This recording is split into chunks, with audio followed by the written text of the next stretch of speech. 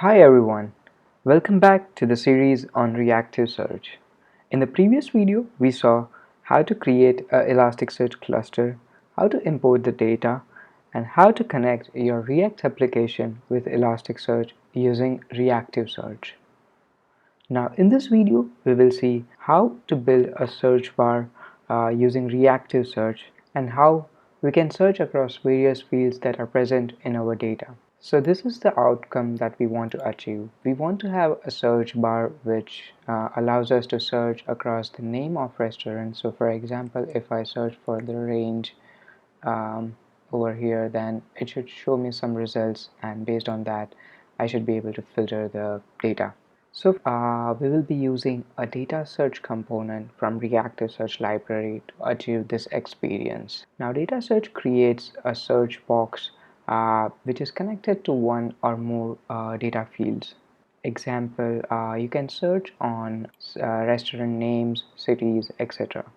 Now there are two particular behaviors while integrating data search component. One is you can have auto suggestions on where you want to show your users auto suggestion, and when someone clicks on auto suggestion then only your search result changes. The other behavior could be where user types in the data and your search results update on the go. We will be approaching for the first kind of behavior where as you saw we will be showing some auto suggestion list, and based on the selection the result set is updated. Now also let us walk through the data search component and what all props do we have from the ReactiveSearch library. So data search component comes with this whole set of props which allows us to connect to various fields and improve our search experience. So two important props that are required is one, component ID. It helps uniquely identify the component in your DOM. So you can also have like multiple data search components, but we recommend to have unique IDs for each of them. Then data fields are the fields which you want to connect with in your Elasticsearch dataset. Title is something that you can give whenever whatever you want to show in the UI for the selected filters. We will see when we come to that point. Default value is sometimes you want to show users some default search, then you can use this. Field weights is to give some of the fields a higher preference compared to the other one. It is usually of the same length as of the data field. Default suggestions could also appear when someone clicks on the data search component, and whether we want to have highlight enabled true or false. And as I was mentioning, you can also turn off the auto suggestions by passing false to this particular prop. We can have debounce, fuzziness, query format, whether we want to have and or between the search values. Then React could be like whether we want to change the suggestion based on some another filters. For example, if I have selected Mexican restaurants over here, then I should be shown only Mexican restaurants in my search. So at that point of time this particular prop is really handy. You can also set the size of the results that you want to show. So by default it's 10, but you can change it. And whether you want to append this in the URL params or not. Why this is helpful is when your search is appended in the URL param, and if you share that particular link with some other person, then they will also see the exact same results that you are seeing. So it's really handy when you want to share the URLs or preserve the search state. So here is a sample code which helps us search across various restaurants by their name. Now you might be wondering what this .search and .autosuggest are. So appbase.io actually creates this subfields which allows user to search partially inside the name as well. Basically providing an n-gram search. So let's say the name of your restaurant is the Bulldog Pub and Grill. When you search for dog, as you can see the last result says the Bulldog Pub and Grill. So this is really helpful when you want to have a partial search. So let us quickly try to put this code into our React application that we developed in the previous video. So I will just import DataSearch over here, and I will try to use DataSearch with component ID as search sensor and data field as name.search and name.autosuggest, and then on select and on value selected is callback, which gives us value, cause and source.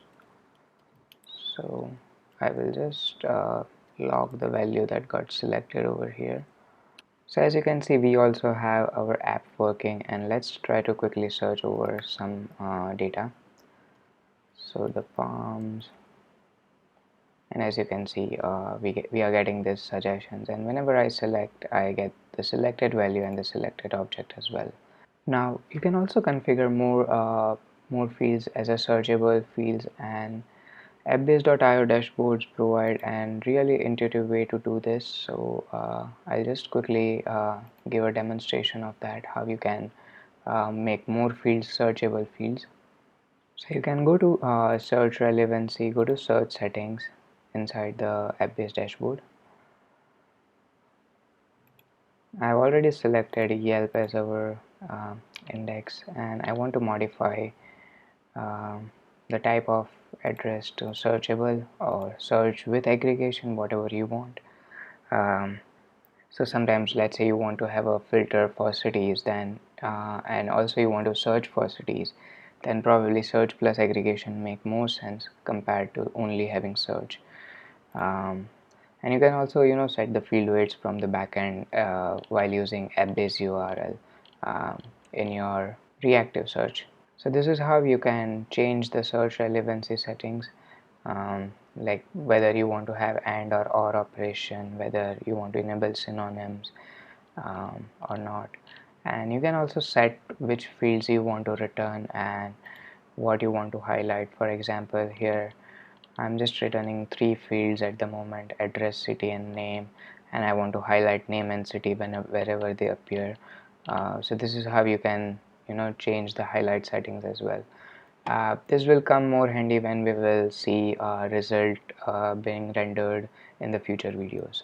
So let's add more fields. Let's add city, and I think I've already made city searchable over here. By default search is on always, so yeah, it's searchable, so I can easily add city.search and city.autosuggest to the list over here. City.search. So now we should be able to search by city as well. So Toronto. So as you can see, you are able to search based on cities. We can also change the field preference over here by adding field weights. So for example, I want to give more weight to name because name should appear first. Then I can do that using field weights prop. So let me quickly do that. Awesome. So I think we do have a search bar now. What I would like to quickly do is add some styles so that our search bar looks like this.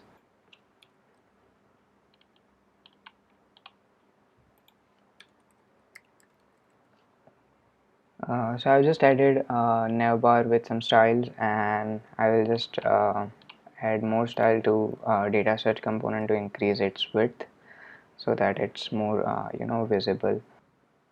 Alright, so in next video we will see how we can add restaurant category filter, that is this particular filter on the left side, so that user can filter this list by categories. Thank you.